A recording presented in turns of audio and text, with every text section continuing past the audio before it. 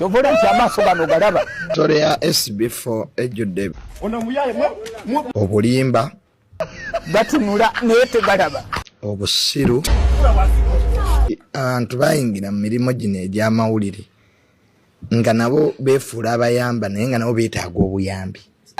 Chovola amaso gano galaba batunula nete galaba amaso bagatta sigala nga siraba olw'ettaka lyange olw'ebyange bye nalina yeekolera ne batuusaako obuzibu yajja omulaba yaneetonde naŋŋamba asonyiwa eno tuli ku oda nankuba empiso amaaso gagenda gaggalawo mpola pakukuusa ebbanga lyonna. Abazanyi bakatemba kati ffe tugoyingewa bakati n'abagaga babiyingiddemu kati singa batuwakale ne tubazanyira ogwo obuntu kyali kigenda bajjako ki ne batuwako ka ssente. My name is Kamagu and I'm the face of the channel. Don't forget to subscribe, okay? Ate mukana bankuba ekiiso nenziba amaaso family nembulako amataka nalina family yange nange wa Luganda kati ntunda buno buntu ba Airtel wanji kati ntunda buno buntu ba Airtel munange bukiti ndakuze omwezi musango waliwo emisinde gy'amazalibwa ga Ssaabasajja Kabaka mu Lubiri Emmengo nkatunda emitwalo 5 wa Luganda munange nambulako kankusabire soko je oliwa wa Luganda munange nalala n'omusujja musole mu kitundu baali sina wakula wa Luganda lawo balamu esata zosigazzaamu endala zimpe ngende nonyawo okusala n'ekyokulya ne family yambulako ogenze bugenzi oba ozirina wano batukula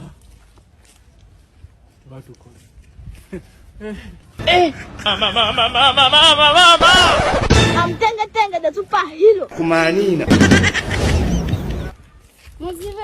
wangi mama munate nakola kyamaso bagaziba naliyo mukomere bankuba ekiiso ate nembeerayo mukomere ekizikiza nekijja nendwala omusujja nga ntabula akawunga munnange sikyalina kyakukola era kati amaaso gazo nanonya kyakulya era ntunda buno bukiti bwa Airtel omanyi nga ennaku z'omwezi 7 omwezi guno gwe tulimu ogwokuna tulinayo emisinde gya Ssaabasajja egya birthday era kati bweno bwentunda ekyokwenda transport anzizaayo nalongo wange yandeka abaana ne bagenda nagenda okuva mukomera nga mazeeyo emyaka 8 kyalayoka yadde n'omu munange nkatunda emitwalo 5 ogenda oddukengoseera nnyo bannaye maama gyejo munange ate omukama sina wakusula simanyi kati bangenda kikola ntya nasiibye enjala ennuma kati simanyi oba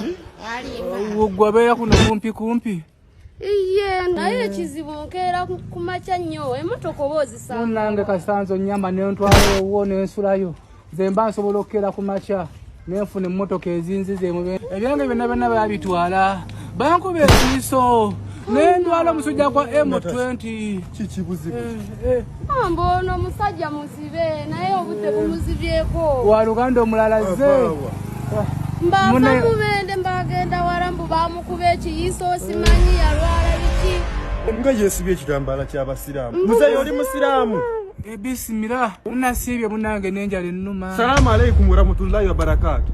Salamu alaikum warahmatullahi wabarakatuh. Olaba.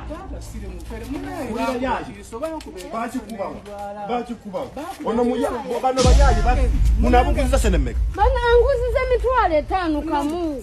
Ono muyayi mututi dini wa. Mututi dini. Onalaba. Olaba. Kananga bafere bali kuno.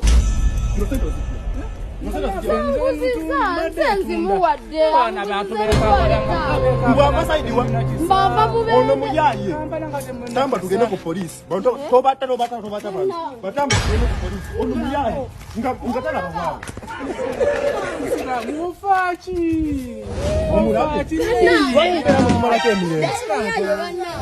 wati mbera mutumala kemirenzi amanyala matufu gwali mufachi nesi muganda wange tuve ku bafere be Kampala kiti ya Airtel ya mitwalo 2 era ngo osobola kugifuna ku maduka ka Airtel agakuli okumpi mitwalo 2 bafere kiti ya Airtel twewala bafere mu kintu kino. People don't observe. Abantu observation etulemera ddala. Ate bw'oto observinga bintu ebimu in life ogenda kukola ensobi. Ono muzeeyi ono omufere ne SB4 omufere begatta. Kubanga SB4 kikyogezako okusiiga anti SB4 n'ono muzeeyi beemanyi bulungi. How do you bring a person in camera? Gosabira obuyambi nga tosoose munoonyerezaako. Nze muzeeyi oyo namulaba dda. Gwe gwali omulundi gwe soose okulaba muzeeyi. Ye Gwe gwali. ntunuza mu kamera ye. Because you are not observant. Kale. Osegeera. Kankireke. Kale. So SB4 aba yasoma amawulire. Mu media tuleeta muntu mu kamera ntuyagala kumuyamba nga tusoose kumunoonyerezaako kubanga ogenda kweteeka mu kiseera ekizibu. Leeta ababbi kasi abadde muyeekera wa ADF nga gwe yabadde ayagala okuyamba. Kati how do you associate with such a person? Muzeeyi conduct ye eri yonna bw'otuno yaziri nze namulabira ne ku NTV oba NBS yamuleeta mu lockdown. Kamba ngolabira ddala ekruku omuntu atukiro gambo government yapangisa bamukuba empisazi ba amaaso nga nawe SB4 senior journalist otuddawo nubireke ebyobulimba ne bigendayo kubanga oyina ekigendererwa. So ngabana ye yabalemye ngabana tebakulimba nti SB4 yabadde tamanyi byonna abimanyi byabadde akola. Muzeeyi gwe yabadde ayagala okuteekako minzaani sikere balansingire naye mufere lutalo lwangabana akasooka okumaliza ebintu bya Mama Fina kati ate otandise kukola byati ate nze nzija wano bya Mama Fina kandi SB4 yavana gantu mulwala ate nga tulwanisa ki ne Mama Fina nena yalina okukitegeera nti bw'anaabanga abafere bo be bayamba abafere because there are people who are taking this story genuinely. Do you know how many people wanted to give that man money? A lot of people. Do you know how many people who sent money to that because of SB4 that con man? And you want to use Mama Fina's image to protect your idiots. And you think that's the word to run. That we shall sit there and say, hey, because you have weaknesses, you don't do research on the people you're bringing in camera. Who's idiocy? And we cannot erase your weaknesses in the media because you are SB4. No. It will not work that way. SB4 kwata omufere wo muzeeyi muddeyo mutulenga we walinye motoka ogende Mityana because Mityana is over 25 kilometers Mubende 70 wala 75 nga bwe walinya ng'olumiriddwa gw'otamanyi kati kye yalina okukola ate kyasembezaayo mbunna kizudde. Look at this criminal. What comes first? Kulya mmere oba kunaaba mu ngalo? Yes, he missed the first point. Okay. And what ekisinga obubi media eno ogiraba buli wojja mu kamera muganda wange buli wojja mu kamera eno media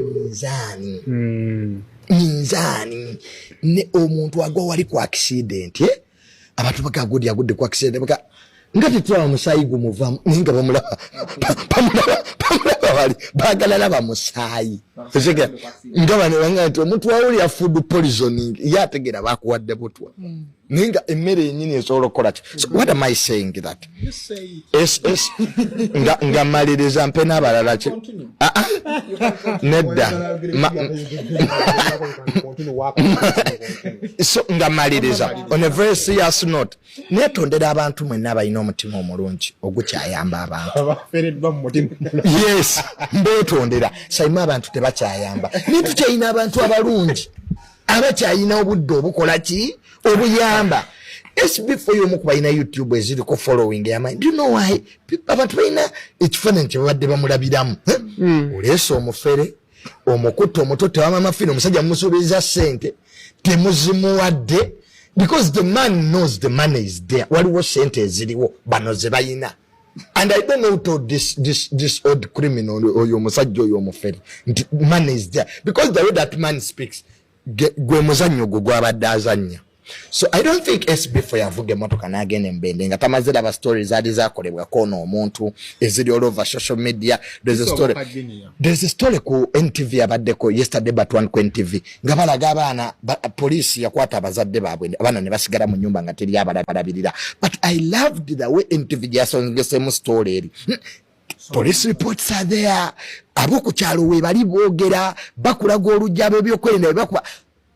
That analysis, you must have a file on whom you're going to help. You must have vivid information. Ureke no stone anichi unturned. Takati utureke bebibuzo SB4 my brother entondo tezijja kuyamba. Tereza amubu Tereza. Oja sulamu mako wacho sulamu. So my brother SB4